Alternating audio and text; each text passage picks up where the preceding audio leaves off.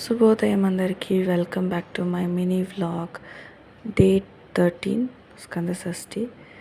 పొద్దున్నే ఇల్లు ఊడ్చి తుడిచేసాను. వంటిలో ఒకటి క్లీన్ అవ్వలేదు, అది కూడా క్లీన్ చేసుకొని స్నానానికి వెళ్ళిపోయాను. స్నానం నుంచి వచ్చాక స్కంద షష్ఠి పాట వింటూ కవచం వింటూ నేను దీపం వెలిగించాను.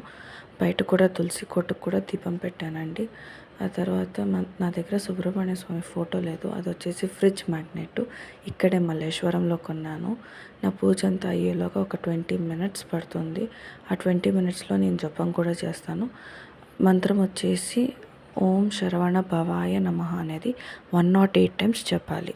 ఆ 108 times అయ్యాక నేను స్వామివారిది పాట వింటాను. ఆ పాట 20 minutes పడుతుంది. ఆ 20 minutes కూడా పాట విని ఆ తర్వాత హారతి ఇస్తాను.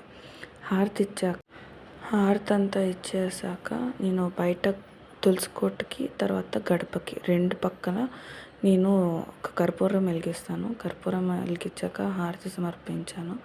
ఆ తర్వాత ఇవాళ మా చెట్లకి 4 పూలు వచ్చినాయండి. సో నాకు చాలా హ్యాపీగా ఉంది. సో ఆ 4 పూలు తెంచి నేను దేవుడికి పెట్టాను. ఫస్ట్ పువ్వు వచ్చేసి సుబ్రహ్మణ్య స్వామి పెట్టాను.